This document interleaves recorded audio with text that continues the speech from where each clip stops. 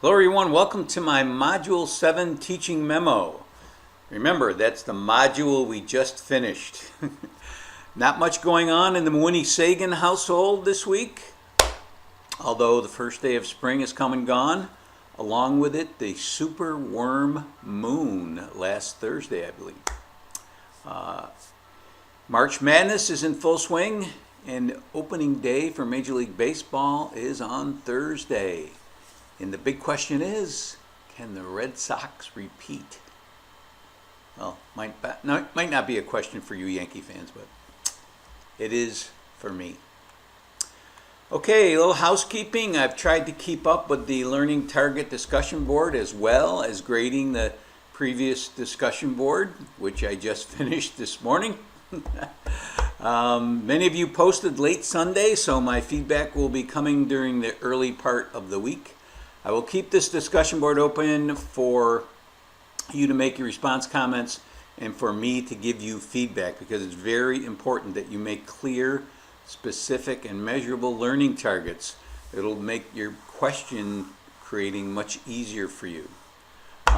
So don't wait too long, because your initial selected response test is due by Sunday.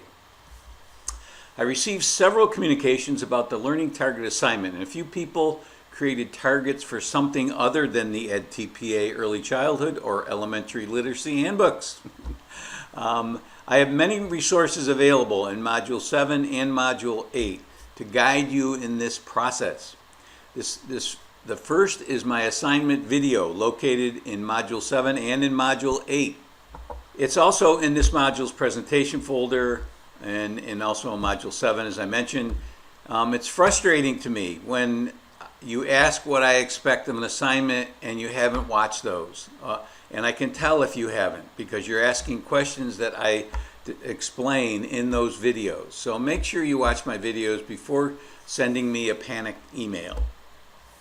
Module 7, all of you should have finished your learning targets for your selected response test on the two EdTPA handbooks, on one of the two.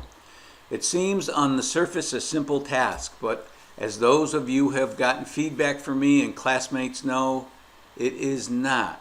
Most had difficulty narrowing their targets down to a few important areas. I think somebody said somebody will identify the important components of tasks 1, 2, and 3. I thought, whoa, that would take 100 questions. So make sure you narrow it down, just one section. If everybody did one section and had some really concentrated questions on that one section, just think what a wonderful world it would be if everyone lit just one little candle. Okay, enough of that.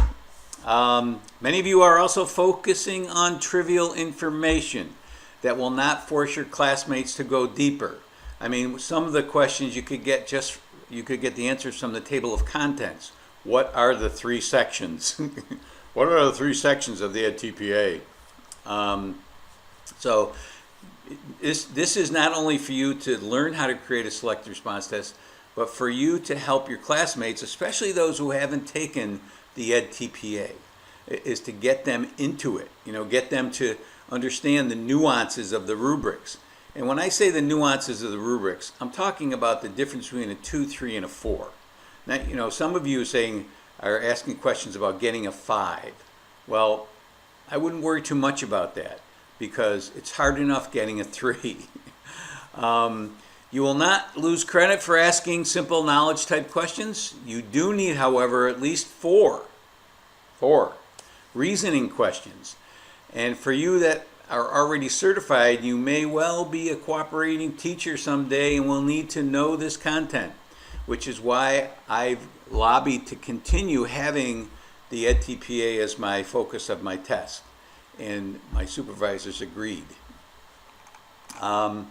Just to emphasize the importance of this task, Samantha in my 64022, who has already passed the EdTPA, pointed out that she struggled the first time she took it. I think she had to do the EdTPA twice, and the first time she struggled writing learning objectives that were specific and measurable, and wished she had an exercise like this prior to completing her EdTPA.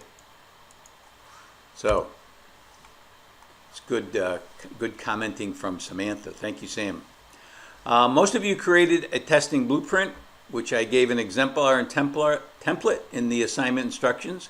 Many of you added different question types to each target, which is a good thing because it allowed me to give feedback about spreading your question types out among your learning targets.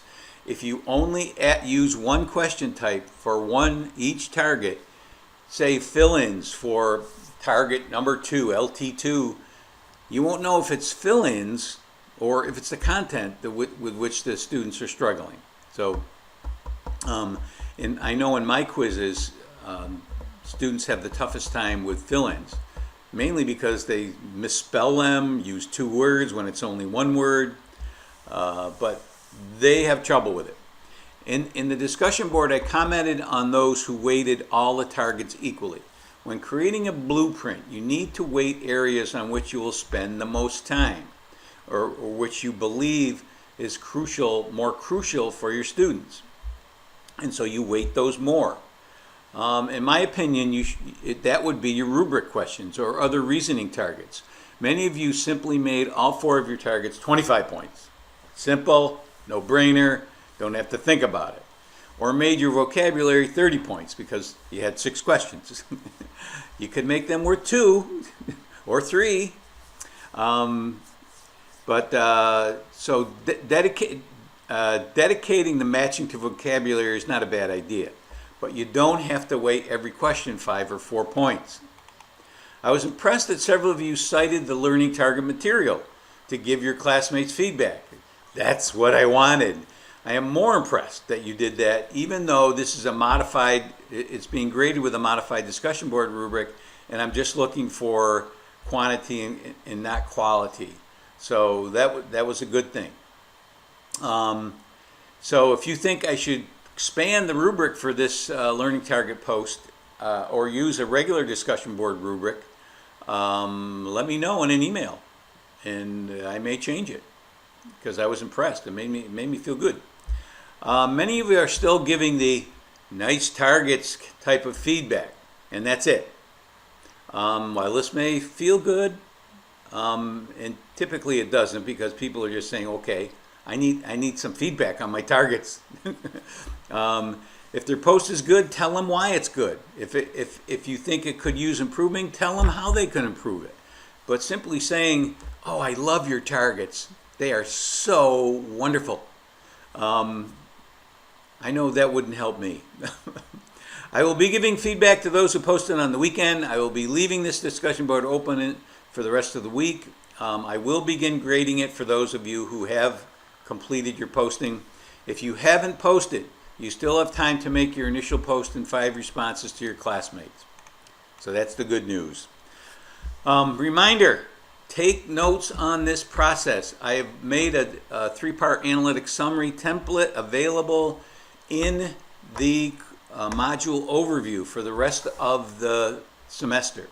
So it's in there along with your vocabulary in your own words template and your final baseline survey template. So just a reminder about those too. So be filling those out so you're not panicked at the end when you have 3 or 4 assignments due at once, and then you badmouth Dr. Tom on your evaluation. Okay, the only thing I have to say is play ball. See you next week.